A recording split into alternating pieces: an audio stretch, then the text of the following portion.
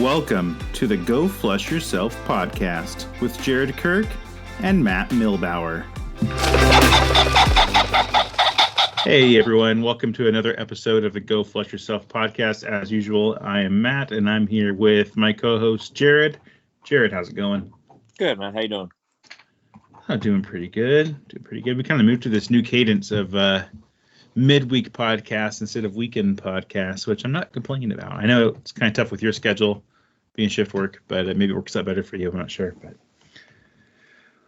But speaking of shift work, I know you got out after some birds today after a night shift. Yeah. Tell me about that. Like I saw you text me a little bit, but tell me some more, kind of how that went. Yeah, I got off at like 7:00 this morning. Was like I had like a small window of time to go, so I took a quick nap and then grabbed Bones and the shotgun and dropped my kids off at school, and then ran to check out a new place.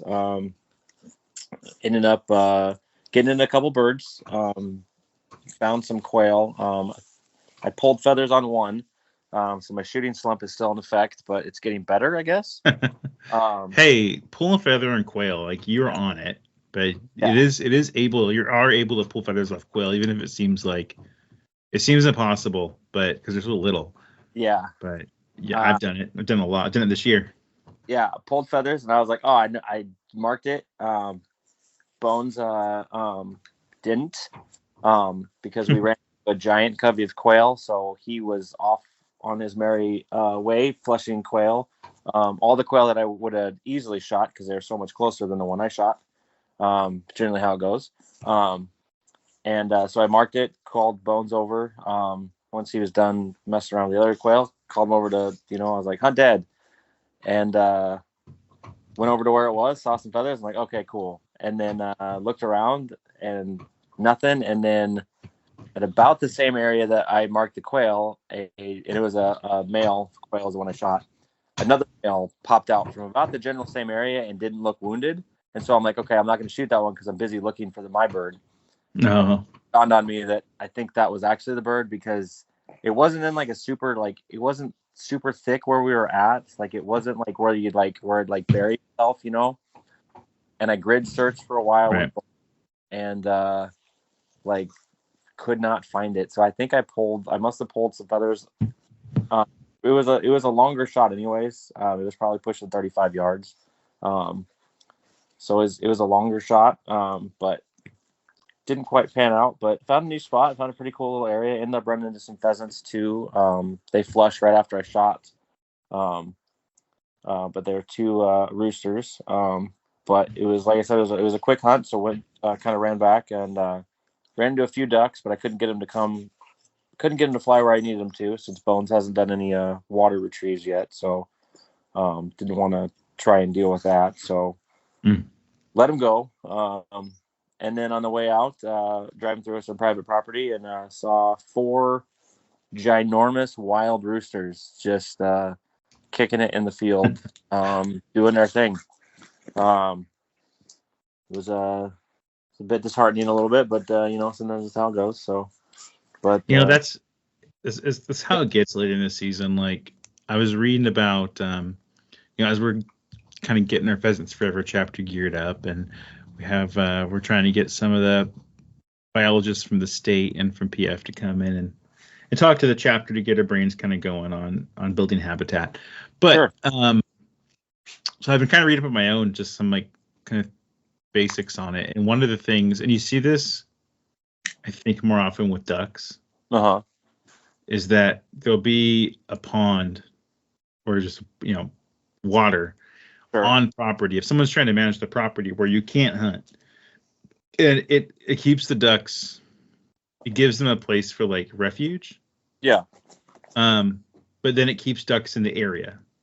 Right. So they don't just leave that land and go somewhere else because there's too much pressure from hunters. They can go somewhere and maybe they'll circle back around and onto the places where people are hunting. And I know places like kind of set up that way, whether it's on purpose or not, probably is. But that kind of also works if you just think of upland birds. You brought up pheasants, but like you see them because they get pushed off the public land you're on throughout the Right. season. The ones that got killed are gone, and the ones that made it off land and are no longer being pressured on that private land are just happy to stay up there and Right. not want it. So like when I'm thinking of public land space, especially when, and I'm brand new to this, so if someone's listening and they're like, they're know a lot more, you can message me and tell me where I'm wrong here, but I'm just getting my toes wet in this to learn something. And but like if you're working with a private landowner that's going to open their land up for public hunting, public access, parts of it could be still good habitat where you build the habitat there, but you don't allow hunting on it, and that keeps the birds there, because otherwise they just go on to other private land and then like further away and gone from the land where you're trying to hunt. That's just a basic theory I was reading about and that kind of stuff. It's pretty interesting to think about that way, because when you first think about it, you're like, man, I wish I could go hunt that land up. Like we were talking about these pheasants, could hunt there, but like if they were, I'm not sure where they were, and where how close they were to the public land you were on, but very like far if away. they're close enough, maybe next time you're there, they're down on the side where you can shoot them. Yeah, no, they were not. It was in a place where they were probably like they were not going to be in the private or the public land that I was at. Okay, you're further out. Yeah, they were. Yeah, it's yeah. This time of year, birds are getting fewer and far between. I went out for the weekend, so a couple of days ago, just me, and took Bridget with me. Just wanted kind of a quick hunt. Went to a spot where you and I, without saying names, where you and I have been, Jared, and have been successful this season. Thought I'd go give a poke out there. I haven't been there in a while, and no one was there, which is always good.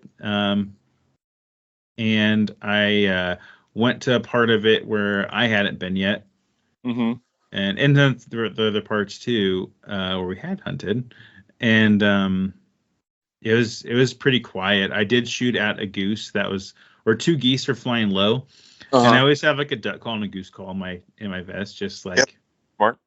It's never really worked for me, but whatever. So they were kind of flying a little like too high, but at a range where you're like, maybe. They're in that queen range. Yeah. And so I just gave a couple honks in the call to get their attention. I'm like, well, that's going to scare them away because I'm not good on a goose call. But it didn't even sound right because like the reed was stuck. It sounded like it sounded probably like a goose in the distance, maybe. I don't know. But my theory as a non-goose hunter was that they were lost and they heard it and they turned, they coming right at me. So I shot as one flew over, or they both flew over, but nothing. And then Bridget flushed up a hen pheasant, but that was it. But it was a good walk. It was pretty windy. It warmed up that day. It was like 45 or 50, but the wind was so cold. And then as I was leaving, I don't know what this was, but there was a white truck, a white Chevy, relatively new, with like a toolbox in the back, and a guy sitting in it. Remember where I told the story in the podcast when we were out with Sterling opening day, and the GSP guy came parked and came running in? Yep. Okay, he was parked right where the GSP guy was. And I was walking out in the area we didn't go. Okay. Gotcha. So you know what I'm talking about. Sterling, if you're listening, you know what I'm talking about, but no one else does. Okay. Yeah. He's just in his truck. I'm like, oh, maybe just, looking around, whatever. So I'm kind of watching as I'm walking all the way back and around. I have a long ways to go from where I was at. And I get back to my truck. And as soon as I get in my truck, he gets out of his truck, no orange, but wearing he was wearing Game Warden green jacket. You know what I'm talking about? Yeah. But maybe it wasn't. Maybe it's just a Carhartt jacket. Yeah. And he walked straight out, no dog, no gun, right out into the property. And this is a feel free to hunt. So in Washington, public access, no need to ask permission or register. You just can hunt on it. Yeah. He's walked there right out to where there's some some cover, and it's by the little river there. Just walked over there, I was kind of watching to see where he was going and nothing. Just like he beelined right towards it. All I could think is it was like a game warden with one of those like fake deer. Oh yeah. You know what I'm talking about? And we know during deer season there's a lot of hunters there. Yeah. Yes. I was wondering, but like I was also thinking, like, I noticed deer as I'm driving. I'm like, oh, look, some deer. Like I pick up on that, even though I'm not really a deer hunter. But when I drove by there, it was daytime. Wasn't foggy or anything. I didn't like see a deer from the road, so like maybe it wasn't in a very effective spot. I don't know. That's all I could think of. It's kind of a weird situation. Maybe it wasn't even good podcast material, but I noted it as like that was strange. And he wasn't interested in me. If it was a game warden, he wasn't interested in checking the only hunter out there's license and see what I was up to. Yeah, you know that's actually it's funny you mentioned that because I went. This was probably a month or so. I went to that same spot. Okay. Guy. But he wasn't. It wasn't like he was in a like an SUV, like a Dodge Durango type thing. Okay. And he yelled, but didn't seem like he was yelling at me, but he was just yelling at something, and then just got out of his truck and was just like hanging out next to his truck, and then that was it. And then even I left and he was still there and he had a dog, but it wasn't like a hunting dog. It was like a regular, it was just, but it is kind of like that road is kind of like it's not a well-known road, but it's like what would you call it? It's like a connector road between two, I guess, highways, kind of, right? Yeah, highways. You know, but it's also like one that like you're out there kind of for a reason. No one really goes out there. Yeah. So you either work out there or you're I guess live out there. There's a couple houses and stuff out there, but not a ton. But yeah, it's farm country for sure. Yeah, but like, yeah, and like this guy like beeline too. Like he just like he knew he was going on a purpose. Yeah. What if he was a poacher? And he had like a downed animal back there. He was still waiting to wait me to get out of the way. Yeah. He didn't wait for me to leave though. Like once I got like to my truck and I started opening the doors, then he walked in. But like I saw him for, I don't know, 10, 15 minutes as I walked. And he was just sitting there waiting. And then once I like essentially opened my doors of my truck, he popped out. Yeah. That is kind of, I don't know. People are weird. That's about the only thing. People are weird. Who knows? I was just like the whole way home. I was like, what was that guy doing? Yeah. I just want to know. I should have asked him, like, hey, what's up? Yeah. Yeah. Anyhow. So yeah, that was my only hunting day since our last podcast. Really, I think I'm gonna get out this weekend. Let's see what's going on. You got any plans coming up here? I work this weekend. I have Friday off, so I'm gonna see if I sneak out Friday for a little bit, and then probably do the come home at like 7, sleep for an hour or two, and then go out again on Monday. Nice. So thankfully, my night shift is ending soon. Right at the end of December. So I'll have basically all of January on day shift. And then our season ends January. Whatever Martin Luther King Jr. Day is, that's when it always ends. That's always the last day. And then Chucker till the end of January. January. Yeah. Yeah, Chucker and Huns and Grouse. No, Grouse ends December 31st. Oh, does it? Oh. I haven't checked in a while unless it's changed. But that used to always be historically it was December. But actually now that never mind because I think it's later. Yeah, because they changed the opening day because historically it was always September 1st and now it's September 15th. Unless they changed it. Okay. Yeah, it's like December 15th to January 31st, I think. Okay, yeah, I will check the regs before we do anything. yes, of course, always, right? Yes. But yeah, speaking of grouse, so we had our conversation about the King of the Uplands a couple episodes ago. Yeah, I threw up a poll, generated some conversation. Definitely the rough grouse won the poll of King of the Uplands. The pheasant was up there. The quail, I put generic quail. I figure if I broke them up, it'd be like none of them would have enough, but altogether the quail hunters could unite. It did surprisingly well. Yeah. But grouse definitely, or the ruffed grouse definitely was up top. And to be honest, I've never hunted ruffed grouse, and it's not. We've talked about this before, but here in the Northwest, it's not really a bird species people chase with dogs and shoot on the wing. No, it's more like, yeah, you can describe it for people who didn't listen to us before talking about this. Yeah, so it's a lot of it is a lot of the grouse, because I've shot not a ton of grouse, because we're not super close to grouse. Like you got to drive a little bit. It's not super bad, but it's also something you got to go out for it if that's what you want to go do. So historically I would go out every, like, usually I go around because it was open September 1st. We usually go, it's kind of like the kickoff kind of like season type thing. And, I'd go out, and during deer season too, when I hunted deer, I'd always bring a 22 with me, or sometimes a shotgun. It kind of depended. And then, in the evenings or whatever, we'd go out and just kind of walk, for lack of a better term, tote roads. Usually the old, closed logging roads. And then the grouse would, usually grouse, just like most birds, come and grab gravel, to help digest their food and stuff. And, and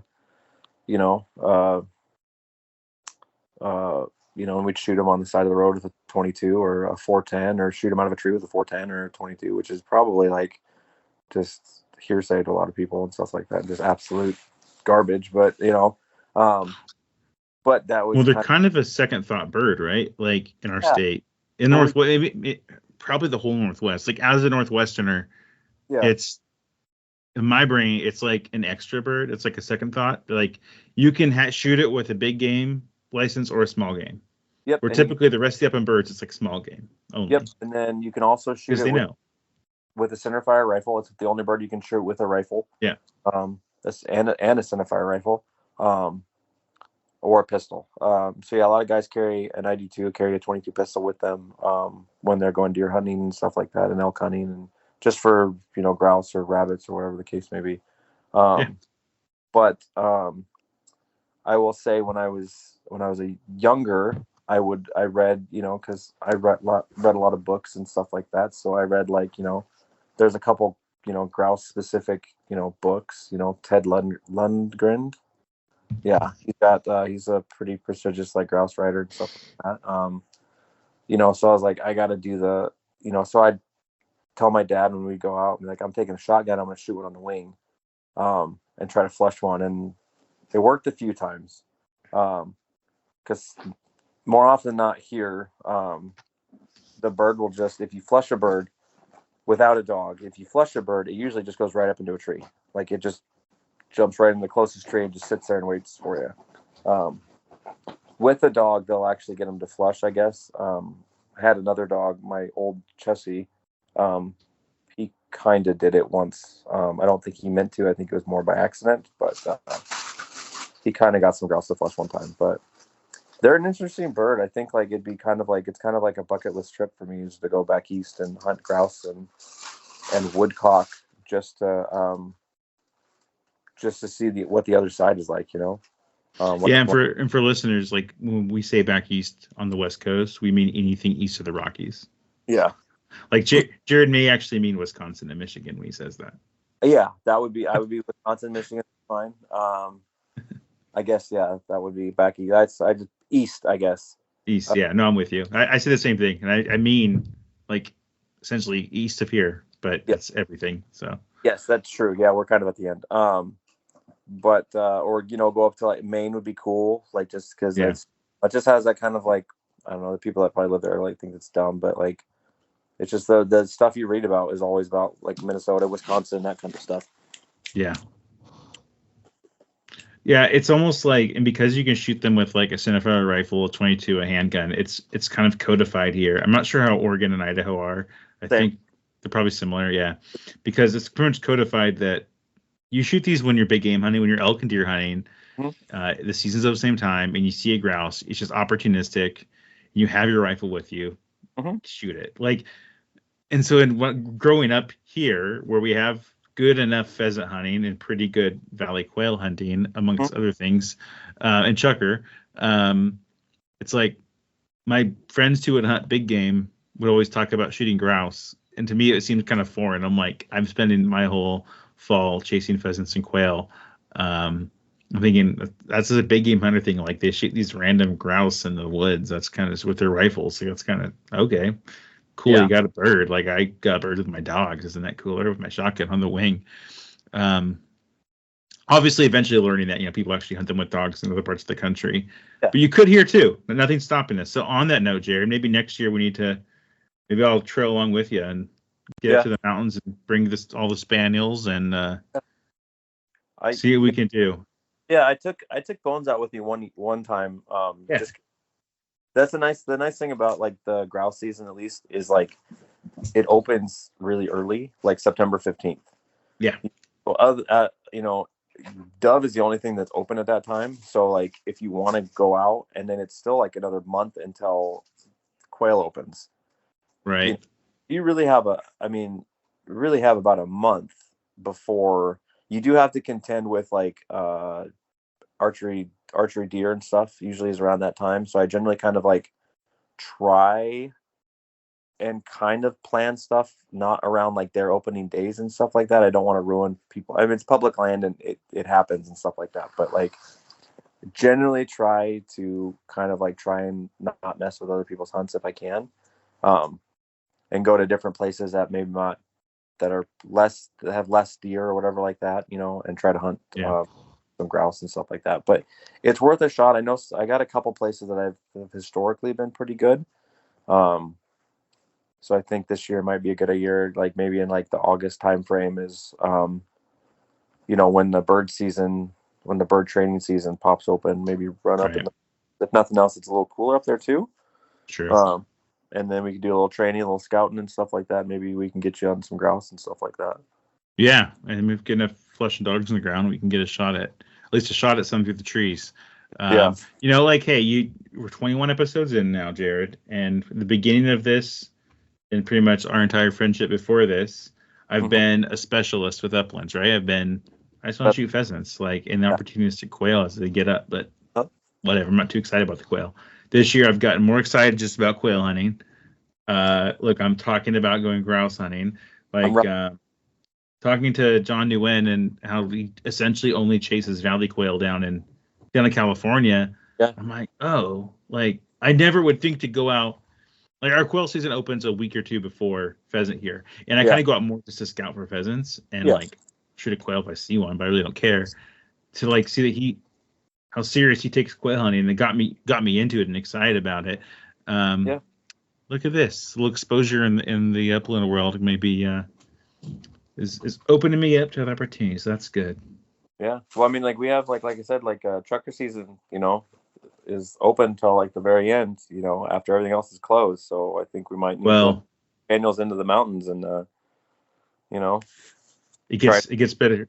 It gets better than that too, because we have like if you go the first 2 weeks of September, you could be dove hunting, right? Mm-hmm. And then the 15th of September, now we got grouse until early October when quail opens, and then mid to late October pheasant opens. Mm-hmm. I think quail closes October 31, so you have a little bit where a lot of things are open. Pheasant hunt, quail hunt through November, December. October 31, right, for dove when it closes here. Yeah. And then, that gets us into January. To your point, we have grouse and chucker till the end of January. And then there's now a late season for snow geese in February and March. Yeah. Which my brother, we used to go goose hunting when we were younger. You've been with before. We used to go when we were younger. And I've since got rid of all my decoys and my layout blind and everything, just not into it anymore. And then my brother went out. He was the same way. And he went out with some buddies, and he's ordered like 6 decoys, and they have these big new blinds. He's sit up in them in a lawn chair. Order one of those. So and so you got like snow geese socks, and so maybe February, March comes around, we can still be out there with a shotgun. Yeah, I'll go with you, and I'll help set up decoys. I'll probably leave. That's a thing. I'll probably leave Bones at the house, but yeah, I might bring Sophie. She can sit still. Bridget would just be tortured. I tried when I was hunting today, I ended up jumping a duck, but it was kind of doing that circling thing, where it was like trying to come back, and I'm like, all right, maybe I can get this thing to come close enough, and so I tried to get Bones to sit next to me by holding onto his collar, and that was it worked for about 30 seconds, and then he wanted to go mess around, but yeah. I'm working on him still, getting him to kind of, not be so spaniely, I guess, on sometimes, but yeah, spaniely. Exercise and frustration, but it's tough though, because like Bridge can hunt all day, and then the truck ride home is enough for her to get home and be full of energy again. Yeah. You're probably well aware of that by now with Bones. Yeah, and his puppiness and stuff like that, but he's doing good though. I like him. He's starting to figure. He's still no idea what he's doing, but yeah, the flicker's still there, so that's all that's important. Yep. No, it's expected. This whole season's just going to be learning and getting out, and exposure is the big thing, and he's definitely getting that. Has got it, so I think he's on good track. So if you voted for Ruffed Grouse in the survey or the poll we did, it wasn't for nothing. You've really made me think about getting out and chasing them up here in the Northwest, which I'm not sure how many people are out there actually chasing ruffed grouse in the woods of the Pacific Northwest. They're probably more in the Cascade Mountains than like the Blue Mountains and will be, but I feel like it's probably more over there. I do remember like a couple years ago, before I left down to Arizona, I remember running into a guy. Like, I just saw his truck, and he had a truck, but it was a truck with like, they had a couple of the kennels in the back. Yeah. I was like, oh, that guy's actually hunting grouse with a dog. And I'm like, that's awesome. But then I realized it also could have been, because at the time, it was also, you could hunt bears with dogs. Yeah. So I just assumed that it was bird hunting, but they could have been bear hunting, I guess. Could have been bear hunting back in the day. Back in the day. Yeah, there's a YouTube channel. I can't remember the name of it. It's like Cascade Backcountry, something like that. That might not be the name, but the guy does like, he's in the Cascade Mountains. I'm assuming he's from the west side of the state, probably the Puget Sound, Seattle area, but he's up in the Cascade Mountains of Washington, and he does grouse hunting, and he has like kind of some beginner videos, like what to look for when you're grouse hunting. Yes. But I don't think he has a dog. No. Yeah. So I think it's probably most common to shoot those 22s, honestly. Yeah, 22 or single shot 410, or I guess I need 410. Let's see, I'm trying to think. 22, I've shot with 22s, 410s, 20 gauges, 12 gauges. Okay. I don't think I shot with anything else. Don't worry, listeners. I will not bring a 22. I don't even own a 22. I don't think. I'll bring my 20 gauge over under. We'll do it the right. We'll do it the right with dogs. We'll flush them in the air. We'll shoot them in the air. Yeah. Speaking of your 20 gauge, how's that? What's going on in your 20 gauge? It went back. They received it. What's today? Today we're recording this on the 11th of December. They received it on the 6th of December. Okay. I think it was Friday. Last Friday. Today's Wednesday. They said the wait time. Oh, excuse me. He said the wait time was 4 to 6 weeks, is what he tells everyone. But doesn't really know the time frame. It depends on how backed up they are. And he said the holidays may affect it as well. Sure. Probably for the worse, which is fine, whatever. But people in forums who have discussed having a similar issue and sent their gun in. I almost just send your dog in. Sent their gun in under warranty to get fixed. Said it took 1 to 2 weeks before their gun was being sent back. So my fingers are crossed. I'm more in that boat, but I'm not sitting here expecting it, just so I don't get my hopes up. But also, luckily, I think I brought this up last podcast, is everyone also said that once they got it fixed, they hadn't had a problem again. So that's promising as well. Yeah. But but it has me looking at other 20 gauge over unders that Usually it would be like to back up the gun I have, but really the CZ would then back those up. Although I shoot really well with the CZ, so with my 20 gauge CZ woodcock, like right, it shoots. So I need to find another kind of. It's a smaller framed, kind of Italian style 20 gauge. Like it's not bulky. It's not like a big, I'll say more American style, like a Browning or something where it feels like you have a 2x4 in your hand. Sure. It feels much more petite than that. 6.5 pounds roughly. So I sent this to you, Jared, so you know about it. But like, I went through and listed all of a bunch of guns. I was actually in my hot tub. I was just like, we just got the hot tub filled up, and I'm like sitting there on my phone. And I'm organizing shotguns on a spreadsheet by weight. Yeah. And I'm trying to find any shotgun that's around that weight, but definitely not bigger than that. So like 6.5 pounds, or I think it's like 6.7 pounds or under. And that's the gun I've weighted at, because if you look online, like it pegs it at over 7 pounds online, and we shot for it like on Sportsman's or Cabela's. So I got either a light one or that weight's wrong online. I guess it's probably wrong. Yeah, I agree. It's too far off. So I was looking at guns below that. It's like all the Brownings are pretty much outside of the feather, and they're also kind of a bigger gun. I'm not wanting that. So looking at Italian guns, I think I want to find one of the B guns. So Browning's out, so I'm down to Beretta. The other one's Benelli, but that B's more like semi-autos. Well, what about the was it the B guns are Beretta, Browning, and B Rizzini? I guess you could say B Rizzini. I'm not sure if everyone considers that one of the B guns, but it does start with the B. Let's start with B. You see the whole name. And that's the other one I'm looking at is Rizzini. Yeah. B are 110, which are about $1,900 or $2,000. Yeah. I talk about C4, kind of between that and the Silver Pigeon.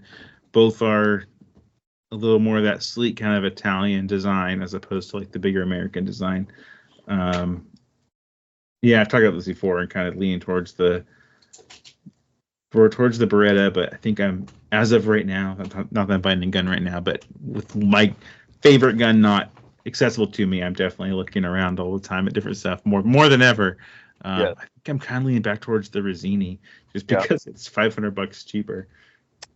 Well, that is, especially when you start getting guns like that, that price point, it's sometimes that stuff matters. Yeah, I don't know. I mean, I'll probably end up with the Silver Pigeon in the end if I find it for my next gun, whenever that is. I don't think it's seen time relatively too soon. But if I shoot it well, then my CZ can back that up. Yeah, they're both in the truck, so something happens, I have the other. But that's kind of where I'm at on that. I found something interesting too, is that frames on guns obviously get smaller as you go down gauges, assuming that the manufacturer of the gun uses a smaller frame. Or scaled frames. Scaled down. Yeah. For the gauge. Yeah. Browning has, I think, 2 frames on their Satori. So they have 12 gauge. I'm not sure where the 16 goes. I imagine it's on the 12.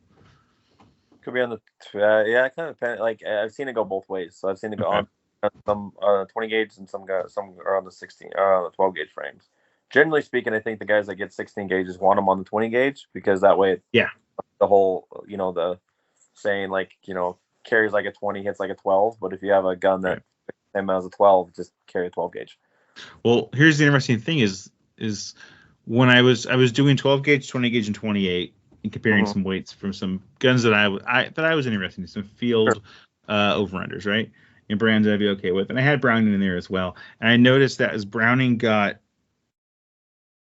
smaller than a 20 gauge, because the 28 and 410 probably isn't every Satori, but the Satoris I was looking at, the Hunter, the CXS, and the Field. The CXS is only 12 gauge, I think, and 20. But so the Field and the Hunter, they got heavier once you got below 20. So the lightest of those guns, and it's still like 7 pounds, is the 20 gauge because they use the same frame, but there's more metal on those 28 and 410s, so it gets a little bit heavier. So the 410's even heavier than the 28. Yeah, that is kind of it kind of makes you appreciate like the scaled frames a little more than just at the normal like two frames, 112, 120 gauge kind of thing. Yeah, the other brands I looked at, I didn't look at all brands obviously, but like Beaverzini and Beretta, that's all I looked at. I think I had some CZs in there. They all got, I did have some CZs. As they got lighter or smaller, they got lighter, as your brain would kind of think, right? Like they got lighter as expected, I guess you could say. Yeah. So, but that was interesting, and I never really thought of it before. But like I was kind of aware of it, never connected those dots. Yeah. But yeah, kind of interesting. What else? So we have a mutual friend that we met virtually this year. Another Pheasants Forever, in a new Pheasants Forever officer in a new chapter like ours, a couple counties over. Jared and I have been just kind of chatting with him on just in text, kind of sharing hunting seasons and stuff. It's been nice. And he mentioned that there's this place I think he got his dog from. Over on the west side of our state. Other places like this exist. A more famous one is Second Chance Bird Dogs. They've been on some podcasts before, and they do some awesome work rescuing bird dog breeds and trying to get them back with homes that can hunt with them if that's what's needed for that particular dog. But there's one here in our home state called Gun Dogs, and instead of it's a Z instead of S at the end, which does make it much easier to search for. But I was kind of something on Facebook jumped on me today and about them, and I was looking at it, and I know my brother is kind of nosing around for a new dog, and he's been he's a lab guy, but he's been which is great because labs are awesome, but he's been thinking about getting a pointing dog, like GSP or Vizsla or something. I don't know, something called up. Something's got him going. I'm not completely against it, actually. It's kind of cool. But he's been looking at that, and he's kind of apprehensive because he's been so used to labs. He's like, how do I train this? I think he's been watching some videos and kind of thinking how does training work for one of these? You flushing dogs guys know that if you're just going to hunt with your flushing dog, you can just take it hunting, and it kind of figures it out, especially if you go with other dogs and they just kind of run along their dogs and birds get up and they kind of see what's going on. Training is important, but it's more obedience training and then just exposure if you're just hunting. Not if you're doing testing and trialing, that's a little different. But pointing dogs, obviously, there's more involved, just for hunting even. And I sent that link to Gun Dogs, this rescue, hunting dog rescue place over to my brother, and he's like, we got on the phone, we were talking today, and he's like, man, it's interesting. I've never had a dog that I got as an adult before. I've only had puppies.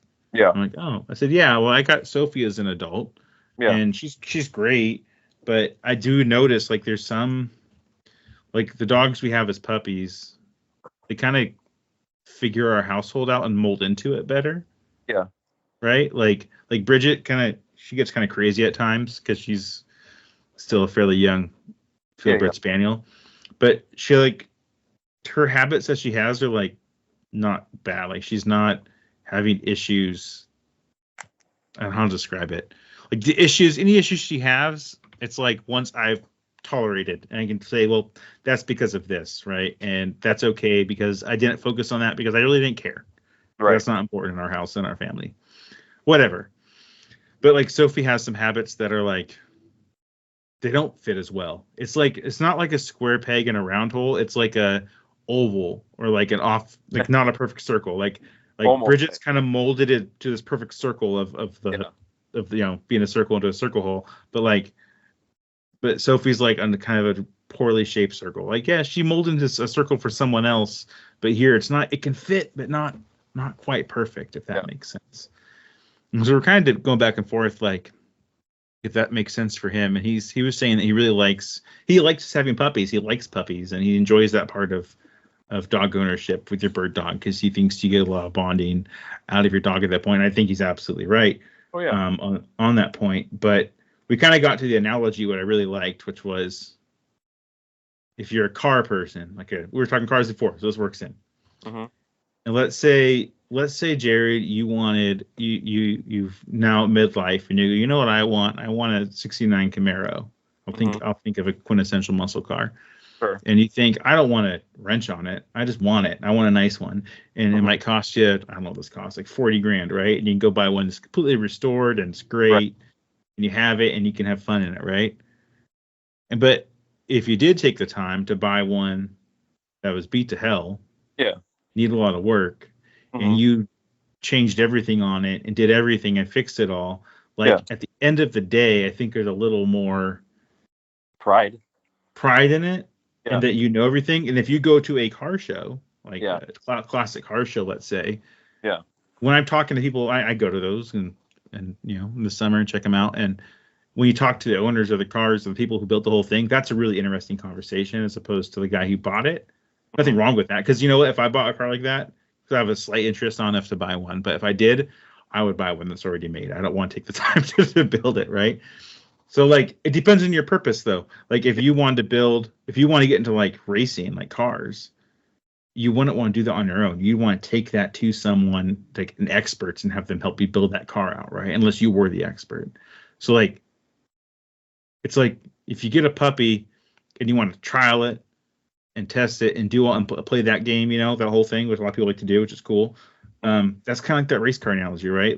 You get the puppy, you get whatever, or you don't. You can be maybe buy an adult, but there's got to be a place to where it's some people, for me, in cars, to keep the analogy going, if I wanted to buy a fun car, I would have someone build it for me, and then I would get it, even if it wasn't perfect, just for me to have fun. And because I didn't want to spend all my spare time wrenching on it. Some people enjoy that. People I know and love enjoy that, but it's not for me, right? So there's people out there. It's a long analogy to say that rescue bird dog from the right place is probably a really good option. I think it's probably one of the, if honestly, looking back on not that Bones has been good and fine and stuff like that, and we're figuring stuff out together and stuff like that, but I can kind of see the point of especially if first bird dog, never had a bird dog kind of thing, you kind of have, so I can see it going both ways. It's kind of because I had the conversation with my wife about spending the extra money and buying a started dog. That wasn't until I realized how much dogs actually cost. And that conversation stopped pretty quickly. But that was kind of my thought. I was maybe I'll get a started dog or one of a, or the mythical was it the with the not show dog, the trial dog washout. Right. Josh was talking about the quote unquote trial dog washout. Yeah, the trial dog washout. And so it's and finding one of those dogs is kind of hard. It's and you can get one of these these secondhand bird dogs, for lack of a better term. But it's kind of it's almost the same thing as a puppy though, because you kind of don't know what you're getting yourself into. No. So the beauty of a place like this kind of place, or other places like it, is if the people running it are aware of hunting. If you go to your average rescue in town, they can say, "Oh, we think it's a German Shorthair Pointer. It might be mixed with a lab. We don't know." And it pointed at a songbird in a tree one time in the back, grass area that we have. That's a pointer. We think it's a hunting dog. You're I have no idea. But I think if you went to a place like this, I can imagine they could give you an idea on gun shyness. They could give you an idea on what it does, commands. I saw on the website, it'll say had a pointer or was a GSP, I can't remember. But it was already understands whoa and had a bunch of call and can hunt, all these things. And they have people fostering them. And I imagine, I don't know if this is the case, but I think the fosters can hunt with them. So no, I think if you get something like that, especially something a dog that's like that, where it's it has some basic stuff, and it's like someone's actually taken it out and tried it out. I think that's a good choice. It be the the perfect dog, but like it goes right back to like expectations and stuff like that. Like, yes, are you the dude that's out there 150 days a year, or are you the guy that's out there, once or twice a month, yeah, and it's like, do you, it's like I said, it just comes down to expectations and stuff like that. Like, and then it's kind of, it's fun because like you're gonna have to figure that dog out. The dog's gonna have to figure you out, and that's a fun process. It can be a fun process. It can be an absolutely terrifying process too, but it can be a fun process. Well, here's 2 points, right? I have Bridget and I have Sophie. One from a puppy, one from 8-week-old puppy, Bridget, who, like, when I got her, like, not only did when I went to pick her up, they're like, I think the one with the pink collar is going to be the one for you based on our discussion. So I'm like, cool, but take a look at all of them. Okay. And I get there and the one with the pink collar is like, even the little octagonal baby gate standing up and just looking at me while the other ones wrestle around. I'm like, well, this is decided. Yes. From that's Bridget's story, right? And then being my buddy every day from that age to now. And then Sophie, who, had a life for 3 years living what the old owner said, she had a litter of puppies. She lived essentially like in a swamp in eastern Oregon in the mountains, and had some free reign of a lot of land, and probably did a lot of hunting for herself, and then lives with me in the suburbs, and I take her hunting. That's a big shift for a dog, right? And we've seen that. And Sophie's an awesome dog, and we love her, and she's actually, there's most of the things about her are great, but there's some things I don't like. Like, she does like excited peeing or scared peeing when someone new comes in the house. She'll like pee on the ground right in front of you. And like, if I take her to the vet, no matter how much I let her pee before, the vet's like, she peed a full bladder. And I'm like, it couldn't have been full. She just peed before we came in. But like, I don't know where that comes from. Maybe it's just like lack of interactions with a lot of different people when she's younger, because she was, I think, more out in the rural area. I don't know. What doesn't matter where it came from. But like, there's going to be things in those dogs that wouldn't be there if it had been raised with you in your household that doesn't quite fit into your household. Yeah. Like, it's going to happen. It goes back to like expectations. You have to expect that, especially older dog and stuff like that. Because I'm picking up, not hunting dogs, but other dogs that are older and stuff like that. You have to have like, you're just like, all right, well, this is, and it's like, I think they said it takes like 3 months or something like that. Yeah. For a dog to actually like get used to you as a person, to like fully express themselves so they are around you.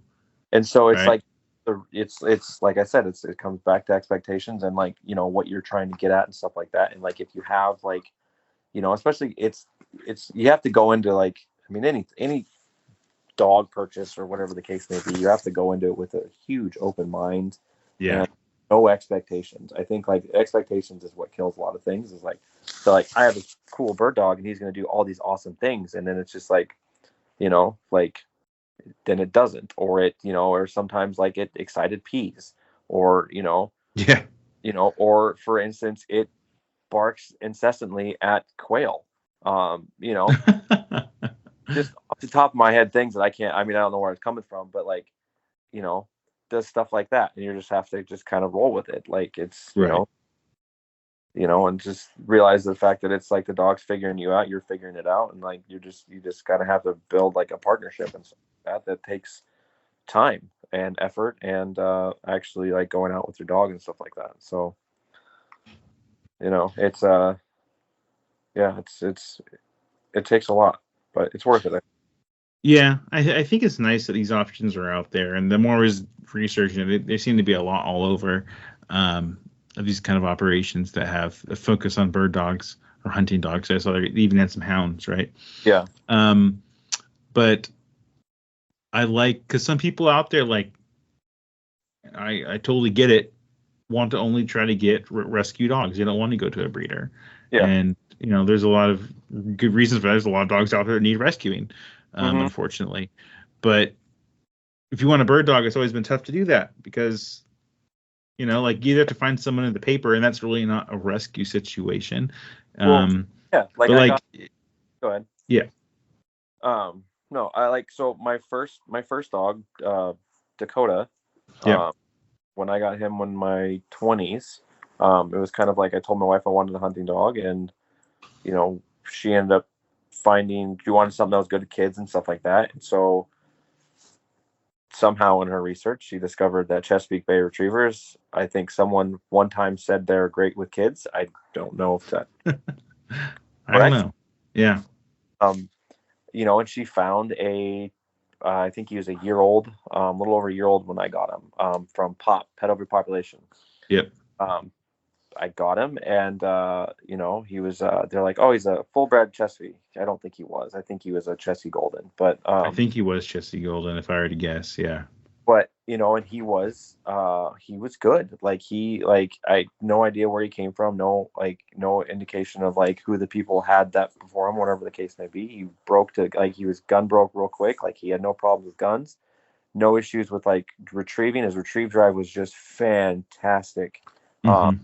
That dude would just go after stuff, and we took him hunting a couple times for upland birds, and he did great. But at the time I was a duck hunter, and so I was like, all right, well, they've read there's poems and sonnets and all these things about Chesapeake Bay retrievers, just swimming to the ends of the earth and stuff like that, and I get the one Chesapeake retriever that can't swim to save his life. He was so afraid of water. Not just unsure, didn't want to get out there and do it, afraid. He would go chest deep, and that was it. And I did I tried everything I could. Other people told me, bring another dog, have that dog swim out, throw a dummy for the other dog, have that dog swim out, and then the dog will figure it out. No, my dog would dog got close enough, and then he'd steal the dummy from him. I think I brought out Abby. It was a black lab at the time. Yep. I think it was Abby back then. Yep. And she was a great water retriever, and I threw a dummy out. We went to a boat launch. No one was there. Nice, easy, right? The perfect ice situation. Mm-hmm. It was warm. I think it was summer. And threw a dummy out for Abby, and she was like, "Yeah, look, here it is." And I'm like, "He'll go. No way." Nope. I did. I felt bad doing it, but I threw him off the dock. I felt bad. Like I said, I felt bad. That's what I was told to do by a bunch of different trainers. Just throw him off the dock. He's a dog. He'll figure it out. Oh my gosh. Not the best advice. No. And and for lack of better terms, his butt sank, and he swam with just his front paws. Like a bobber. Yeah. Bobber. And then he ran to my truck and then sat outside my truck and would not come back to me. And so I was like, okay, I think we're done. That's it. That was it. And I was like, okay, he's not a swimmer. And so that was our thing and stuff like that. And then kind of I probably shouldn't have got him when I got him, just because life really got in the way, and my hunting just tanked after that, and I didn't really get to take him out very much. But he's a great house dog and stuff like that, and he loved my kids and stuff like that. So he was great for that aspect. But you do have that getting into dogs from unknown backgrounds it might be good, but it might be absolutely terrible too. Well, I almost hesitate to say this. Maybe we need to get someone from Gun Dogs on here to talk about it being helpful to us. I think that'd be a good idea. Yeah, if you're listening, cool. Maybe I'll reach out. I'll definitely reach out. Yeah. I almost hesitate to say this, but dogs are at a rescue for a reason, and sometimes it's it was the perfect dog, but the family had a situation that was just we can't have a dog right now. We're moving, we're medical issues, whatever, all sorts of things happen. It's happened to me before. Mm-hmm. And sometimes it's this dog's insane. It's someone gets a bird dog breed and they don't realize what they got themselves into if they're all the people maybe not a hunter. You think there's gonna be a lot of cockers in these bird dog things here in the next little bit because so many people are picking up cocker spaniels? Maybe, but a lot of people picking up cocker spaniels are hunters, and they already have pointing dogs. They kind of have an idea. True. But no, it's a good point. No, but that's exactly what I'm saying, right? If you took a really good field-bred cocker and just gave it to someone as a dog, and they just wanted a house dog, they're gonna be what do I got to do? Yeah. But that's but it could be the dog had a problem. It could be develop bad habits. Who knows? It could be. I don't know. And maybe that's a great question for the folks at a rescue like that, like Gun Dogs. But so to your point, you got to come in with expectations of you don't know. Like it's just, there's going to be something in that dog, at least one thing that doesn't quite jive with how the dog would have been if you raised it as a puppy and it really molded into your household. And that's just how it is. But there's pluses too. Like if you get a dog that already has some training and you don't like the puppy phase, I'm not a huge fan of the puppy phase, having puppies. It's just like I just can't wait until they're like, all right, you're full grown, you kind of get what's going on, and we can live our lives. My brother, at least admittedly today to me, loves puppy phase. He loves little puppies. And I'm like, what was he saying? Oh, we're talking. I said, you know, because I talked about I said my next dog will probably go back down to Utah and get another Springer, maybe a Cocker from Josh down at Rocky's Kennels. And I'm like, it's fun drive going up, picking up a puppy. That's fun to do.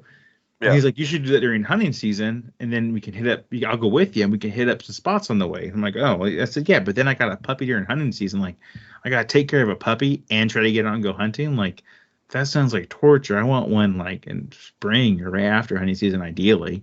Yeah. And he's like, oh, I'd love that. It's like, and they're cute, and I'm like, oh man, I can't relate. They are cute. I love them, but like, oh my god, they're a lot of work. They're a lot of work. Yeah. Anyhow, but if you're not in the puppy phase like me, getting an adult dog is very attractive, especially one that maybe has some skills already, has some DNA bet behind them. And to my brother's point, like getting a pointer that way that already has some experience and already has some training, like it looks like some of those dogs do, at least according to their description online. That's attractive to someone maybe getting their first bird dog. Yeah. Right? Like this dog's already, I don't have to go to the puppy phase. I don't have to train it myself.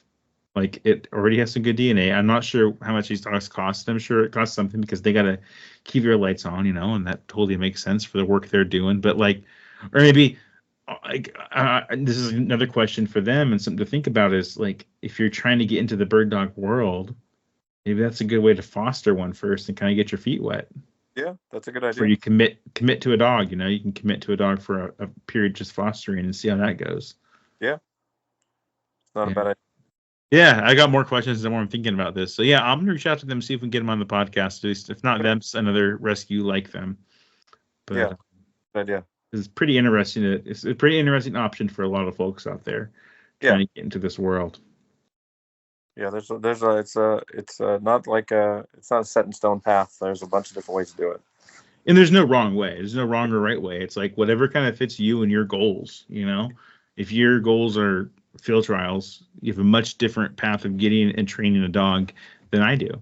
If you're, like you're going to send your dog off for training. Whereas like my dogs, are they perfectly trained? Hell no, they're not perfectly trained. Are they trained in a way that I'm happy that I'm seeing what I did and I get to go enjoy that with them in the field? Yeah. And that makes me the most happy. Yeah. You know what I mean? It's like the car thing. Like if I restored a car, it probably wouldn't look that great with the kind of skills I have. But like if my happiness was just like, yeah, I did that and I enjoy driving around on Sundays, like then that's awesome. If I wanted to win a trophy at a car show, like I'm taking it to the experts. I'm shipping it off. That makes sense. So yeah, all sorts of paths. Too bad you can't foster a gun. Like people are trying to sell their guns. Like I'll foster it while it's up for sale. Well, you I'll take it to the range. Definitely can't do that in Washington State. Washington State, that would not be legal, would it? Not be legal at all. What if they transfer the gun to you? I think you could do that, but then you'd have to transfer back, and I think they got to pay a fee every time you do it. But either way, it's not easy. Rent and guns don't need looked after like dogs do, I guess. You don't need to feed a gun. You can feed it oil, take it out to the range. One can dream. Yeah. All right, Jared, is there anything else going on this week that we need to talk about, or we hit everything? No, I think we hit everything. We'll just try to keep after it as the season progressive, and then we get into Christmas, and hopefully, people get some good Christmas gifts and hunting stuff if that's what they're after, and Yeah, I took some time off around the holidays here. I think I got like almost 3 weeks. Nice. From I think it starts next Thursday. So a week from today, I'll be on break for about 20 days. So hoping to get in some birds. It's late season, but I like going out when it's cold and it gets foggy and hopefully snowy. I enjoy that more than earlier season, even though there's more birds in the early season. True. Well, that means you're gonna have some days off during the week, so that means we're gonna have to go. Yes. My dance card's filling up on hunts. People are like, "Oh, you're off. Well, we should go out this time." But Jared, we'll definitely get out during the week when you're off, and maybe we'll go where you went today and see if we can chase some of those down that you were. Yeah. Those quail. I don't know. We got there's a lot of places that I haven't been to yet this season that I usually hit up or that I definitely want to hit up. I realize it's mid-December and haven't gone everywhere I want to go, even locally to me. So yes, there's a bunch of places where I was like, I'm gonna definitely hit that this year, and then I'm like, I have not gotten anywhere close to hitting that this year. I just found a couple good places and I kept hitting them up. Yeah.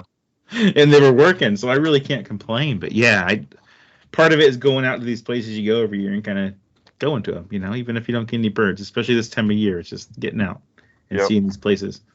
Yep, take a walk with a shotgun. That's right. All right, Jared, on that note, we'll chat next time. Thanks for listening to Go Flush Yourself. Oh, I also want to take a second and I want to thank all the Patreon subscribers that we have. Oh, yeah. We have somebody out there. We don't have anything special for our Patreon. We may in the future, we may build another tier, but we made the price real low. So only $2 a month. We don't have any advertisers. That may change in the future, but right now we don't. And it is kind of nice to be able to just talk freely about brands and whether it's guns or dog food or whatever. But if Brennan wants to jump in, go right ahead. If you send Jared a silver pigeon, you can be a sponsor forever. So I'll probably put that out there. No, but we don't have any sponsors. We kept that low tier of just $2 a month. There's no extra benefit. I'll put it out front. There's no extra benefit to being that outside of, you're buying us, what is that? A third of a beer? There's two of us. A beer every month. Whatever that is, but it's a low price just to say thank you for putting this on and listening. Having a podcast that does cost money. So anyone who does want to become a Patreon or is willing to give us those $2 a month, really, really appreciate it. And we appreciate you out there who already have signed up to do that. We're kicking around some different ideas, or we have in the past, around what those different tiers could look like, what kind of different benefits we could offer subscribers for Patreon. The podcast, I think, will always be free for anyone who wants to listen to it, like about every other podcast out there. But there are some things we could do. So if there's ideas where you're like, man, it'd be cool if I gave $5 a month or $7 or $10 a month, if I could get XYZ, tell us what that XYZ is to you.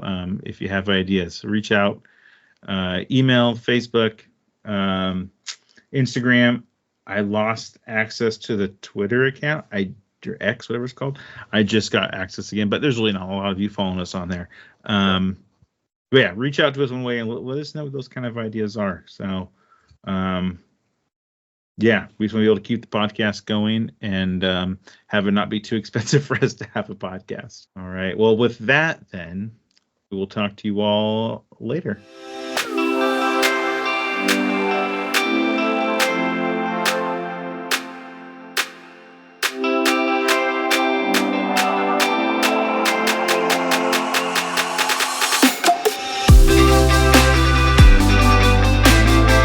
Thank you for listening to another episode of the Go Flush Yourself podcast.